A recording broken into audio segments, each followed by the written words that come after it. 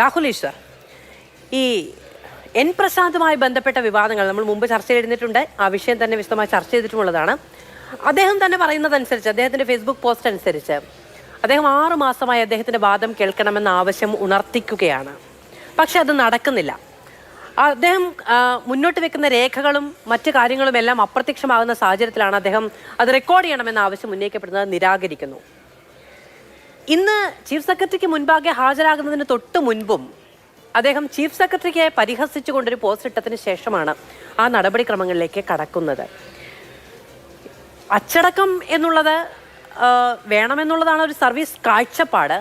പക്ഷെ അതിനപ്പുറത്ത് അച്ചടക്കം അങ്ങനെ തന്നെ അനുവർത്തിച്ചില്ലെങ്കിലും ഒരു സ്റ്റേറ്റിൻ്റെ ബ്യൂറോക്രസിയുടെ തലപ്പത്തിരിക്കുന്ന ഒരാളെ അധിക്ഷേപിച്ചുകൊണ്ട് അല്ലെങ്കിൽ അപമാനിച്ചുകൊണ്ട് വിലയില്ല എന്ന് തുറന്ന പ്രഖ്യാപനം നടത്തുന്ന രീതിയിൽ പരാമർശങ്ങൾ നടത്തിക്കൊണ്ട് അദ്ദേഹത്തിന് മുന്നോട്ട് പോകാം എന്ന് വിചാരിക്കുന്നത് തനിക്ക് വലിയ പ്രിവിലേജ് ഉണ്ടെന്ന് ആത്മവിശ്വാസം ഉണ്ടല്ലേ?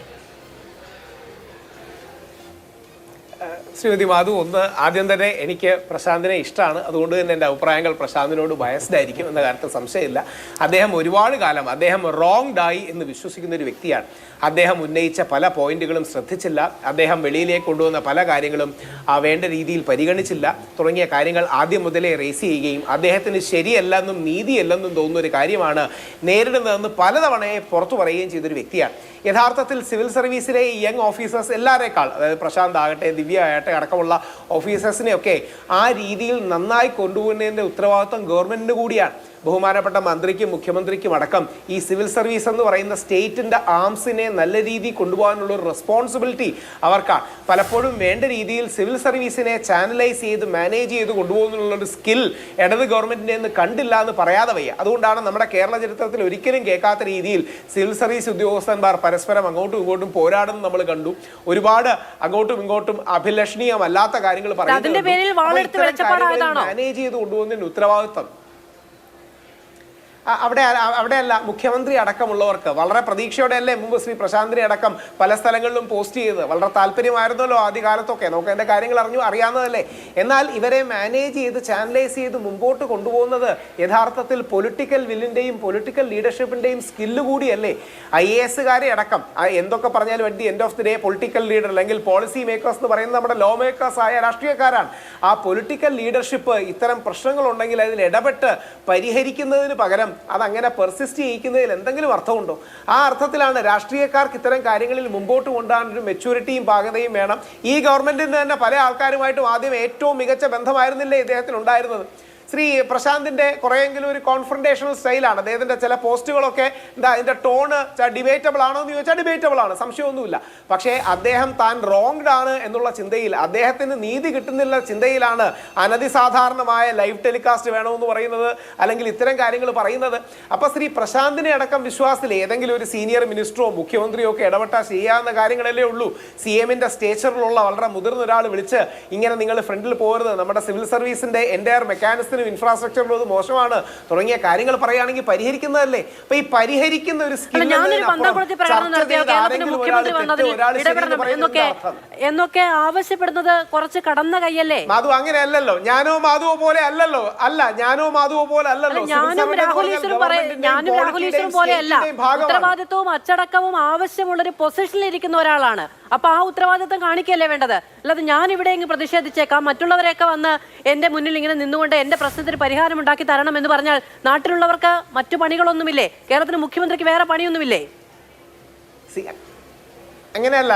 ഞാൻ CMന്റെ സ്റ്റേച്ചർ ഉള്ളതുകൊണ്ടാണ്. ഇപ്പൊ ശ്രീമതി ദിവ്യാസയർ അടക്കം സൂചിപ്പിച്ച രീതിയിൽ CM ഒരുപാട് ഉദ്യോഗസ്ഥരെ, ഞാൻ പേര് പറയുന്നില്ല, പ്രത്യേകിച്ച് ഇടയ്ക്ക് വലിയ വിവാദം ഉണ്ടാക്കിയ മറ്റ് പലരും കേസിലെ ഉദ്യോഗസ്ഥനെ അടക്കം ചേർത്ത് പിടിക്കുന്നത് നമ്മൾ കണ്ടതാണ്.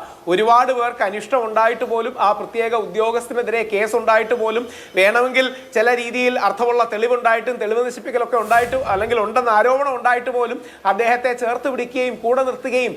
ഇതല്ലേ ഒരു പൊളിറ്റിക്കൽ ലീഡർഷിപ്പിന്റെ സ്കില്ല്. ശ്രീ N പ്രശാന്തിനെ അക്കോമഡേറ്റ് ചെയ്ത് ഒരുമിച്ച് കൊണ്ടുപോകുന്ന അദ്ദേഹത്തിന്റെ പ്രാഗൽഭ്യത്തിൽ ആർക്കും എതിർപ്പില്ലല്ലോ. ശ്രീ എൻ പ്രശാന്ത് കഴിവുള്ള ഒരു മനുഷ്യനാണെന്ന കാര്യത്തിൽ അദ്ദേഹത്തിന്റെ ശത്രുക്കൾക്ക് പോലും എതിർപ്പ് കാണില്ല.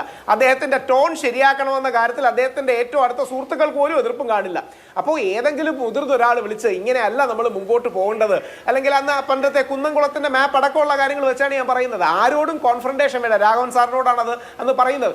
ആരെങ്കിലും മുഖ്യമന്ത്രി അടക്കം വിളിക്കുകയും പിന്നെ എടുത്ത് അൽഫോൺസ് കണ്ണന്താനം സാറിന്റെ ഓഫീസിലേക്ക് പോയി അവിടെയും ചില ഈ രാഷ്ട്രീയ നേതൃത്വവും സിവിൽ സർവീസും ഒരുമിച്ച് പോകണ്ടേ? നമ്മളെ ഭരിക്കുന്നവരല്ലേ ഇവര്. അപ്പോൾ ഇത് ഒരാൾ ശരി ഒരാൾ തെറ്റെന്ന് മുദ്രകുത്താനല്ല, പരസ്പരം സമവായത്തിന്റെ ഈ പ്രശ്നത്തിന് പരിഹാരം കാണാൻ ഏറ്റവും ഔദ്യോഗികമായ ഉത്തരവാദിത്തമുള്ള ഒരാളാണ് ചീഫ് സെക്രട്ടറി. ചീഫ് സെക്രട്ടറിയാണ് എൻ പ്രശാന്തിനെ വിളിക്കുന്നത്. അപ്പൊ ചീഫ് സെക്രട്ടറിയോട് അദ്ദേഹം പ്രതികരിക്കുന്ന രീതി എങ്ങനെയാണ്? അദ്ദേഹത്തിന്റെ ഫേസ്ബുക്ക്, അദ്ദേഹത്തിന്റെ കളിതമാശയ്ക്ക് നിന്നു കൊടുക്കുന്ന ഒരാളാണോ സംസ്ഥാനത്തിന്റെ ചീഫ് സെക്രട്ടറി എന്ന് പറയുന്നത്? അദ്ദേഹത്തിന്റെ ഫേസ്ബുക്ക് പോസ്റ്റിൽ അദ്ദേഹത്തിന് പരിഹസിക്കാനും അദ്ദേഹത്തിന് കുഞ്ഞു കളിക്കാനുമുള്ള ആളാണോ സംസ്ഥാനത്തിന്റെ ചീഫ് സെക്രട്ടറി എന്ന് പറയുന്നത്? കുഞ്ഞു കളിക്കുക തുടങ്ങിയുള്ള പ്രയോഗങ്ങളിലില്ല. പക്ഷേ ശ്രീ പ്രശാന്തിനെ ഇഷ്ടപ്പെടുന്ന ഒരാളെന്ന രീതി ഞാൻ പറയുകയാണ്. ചില പോസ്റ്റുകളും ചില ടോണുകളും എന്താ പറയണേ, അത് ശ്രീ പ്രശാന്ത് തന്നെ പുനർചിന്തിക്കണം ചില കാര്യങ്ങളിൽ. എനിക്ക് അദ്ദേഹത്തെ ഇഷ്ടവും സൗഹൃദവും പരിചയമൊക്കെ ഉള്ളതുകൊണ്ട് പറയുകയാണ്, ഇല്ലെന്ന് ഞാൻ പറയുന്നില്ല. ഞാനത് വളരെ നിഷ്പക്ഷമായിട്ട് തന്നെയാണ് പറയുന്നത്. പക്ഷേ ശ്രീ പ്രശാന്തിന് അനീതി നേരിട്ടു എന്ന് അദ്ദേഹത്തിന് ഒരുപാട് കാലമായി തോന്നലുണ്ട്. ആ അനീതി അഡ്രസ്സ് ചെയ്യാനുള്ള ഒരു ഉത്തരവാദിത്വം നമ്മുടെ ഭരണകൂടത്തിനുണ്ട്. ഇത് നമ്മളൊരു സ്കൂളിലെയും കോളേജിലെയും പിള്ളേർ അങ്ങോട്ടും ഇങ്ങോട്ടും ഇരുന്ന് ഡിബേറ്റ് ചെയ്ത് തർക്കം. ഈ ഡിബേറ്റ് ക്ലബ്ബിൽ ആരെങ്കിലും ജയിക്കാനൊന്നും പോകുന്നില്ലല്ലോ. പകരം ഒരു അർത്ഥത്തിൽ എല്ലാ ആൾക്കാരെയും ഒരുമിച്ച് കൊണ്ടുപോവുകയും, ശ്രീ പ്രശാന്ത് ഒരു ജനകീയനാണ്, നാട്ടുകാരോട് ഇന്ററാക്ട് ചെയ്യുന്ന വ്യക്തിയാണ്. അദ്ദേഹവും ഈ സർവീസ് ചട്ടങ്ങളുടെ ലംഘനവും നടത്തുന്നില്ല. ശ്രീമതി ദിവ്യ എസ് അയ്യരും ഈ സർവീസ് ചട്ടങ്ങളുടെ ലംഘനം, റൂൾ 3 റൂൾ 5 അടക്കമുള്ള ഒരു ലംഘനമൊന്നും നടത്തുന്നില്ല. അപ്പോൾ ഇതിനെ ഒരു മെയ്വഴക്കത്തോടെ കൈവഴക്കത്തോടെ കൊണ്ടുപോകേണ്ടത് പൊളിറ്റിക്കൽ ലീഡർഷിപ്പാണ്.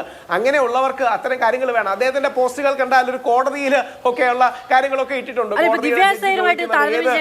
കാരണം അദ്ദേഹം അച്ചടക്ക നടപടി നേരിട്ട് നിൽക്കുന്ന ഒരാളാണ്. അത് തിരിച്ചു വരിക എന്നുള്ളതും ഈ സംവിധാനത്തെ കാര്യങ്ങൾ ബോധ്യപ്പെടുത്തുക എന്ന് പറയുന്നതും അദ്ദേഹത്തിന്റെ ഉത്തരവാദിത്തമാണ്. അല്ലാതെ എൻ പ്രശാന്ത് മാറി നിൽക്കുകയാണല്ലോ, അദ്ദേഹം ഇല്ലാതെ നമുക്കിത് മുന്നോട്ട് കൊണ്ടുപോകാൻ കഴിയില്ലല്ലോ. അതുകൊണ്ട് അദ്ദേഹത്തെ അങ്ങോട്ട് ചെന്ന് കണ്ട് അദ്ദേഹത്തെ ബോധിപ്പിച്ച് മുന്നോട്ട് പോകാം എന്ന നിലയ്ക്ക് സംവിധാനം ഇറങ്ങിച്ചെല്ലണം എന്ന് വാശി പിടിക്കുക എന്നൊക്കെ പറയുന്നത് കുറച്ച് കടന്ന കൈയാണ്. മാത്രമല്ല ചീഫ് സെക്രട്ടറി അദ്ദേഹത്തിന്റെ കാര്യത്തിൽ കൃത്യമായ തീരുമാനമെടുക്കാൻ ഉത്തരവാദിത്തപ്പെട്ട, വളരെ ഉത്തരവാദിത്തത്തോടു കൂടി പെരുമാറുന്ന ഒരു ഉദ്യോഗസ്ഥ, അവർ ഒരു ചർച്ചയ്ക്ക് വിളിക്കുമ്പോൾ അവരതുമായി ബന്ധപ്പെട്ട നടപടിക്രമങ്ങളിലേക്ക് ഔദ്യോഗികമായി കടക്കുന്ന സമയത്ത് ഈ രീതിയിൽ തിരിച്ചു പെരുമാറിയിട്ടാണ് ഇതിന് പരിഹാരം ഉണ്ടാക്കാൻ ശ്രമിക്കുന്നത് എങ്കിൽ ഞാനിവിടെയുണ്ട്, നിങ്ങൾ ലൈവ് സ്ട്രീം ചെയ്ത് എന്നെ നാട്ടുകാരെ മുഴുവനും കാണിക്കണം, ഞാൻ അവരെ ബോധ്യപ്പെടുത്തിക്കൊള്ളാം എന്ന നിലയ്ക്ക് അദ്ദേഹം അതിനെ കൈകാര്യം ചെയ്യുന്നു. അത് അപക്വമായി പോയി എന്ന് അങ്ങ് തന്നെ പറയുന്നുമുണ്ട്. അദ്ദേഹം അതിനെ ജാഗ്രതയോടുകൂടി കാണണമെന്ന നിലയ്ക്ക് ഇഷ്ടമാണ് എന്ന് പറഞ്ഞാൽ നമുക്ക് ആർക്കും ഇഷ്ടം പ്രകടിപ്പിക്കാനുള്ള ഇടത്തല്ല അദ്ദേഹം ഇരിക്കുന്നത്. അദ്ദേഹം ഉത്തരവാദിത്തമുള്ള, അദ്ദേഹം ഒരു സിവിൽ സർവന്റ് ആണ്, ഉത്തരവാദിത്തമുള്ള പോസ്റ്റിൽ ഇരിക്കുന്ന ഒരാളാണ്, ആളുകൾക്ക് ഓമനിക്കാനുള്ള ആളല്ല. അതുകൊണ്ട് തന്നെ ആ ഉത്തരവാദിത്തം അദ്ദേഹം കാണിക്കണം എന്നുള്ളതാണ് എൻ്റെ അഭിപ്രായം. അങ്ങ് പറഞ്ഞതുപോലെ, അങ്ങയുടെ അഭിപ്രായം പറഞ്ഞതുപോലെ എൻ്റെ അഭിപ്രായം.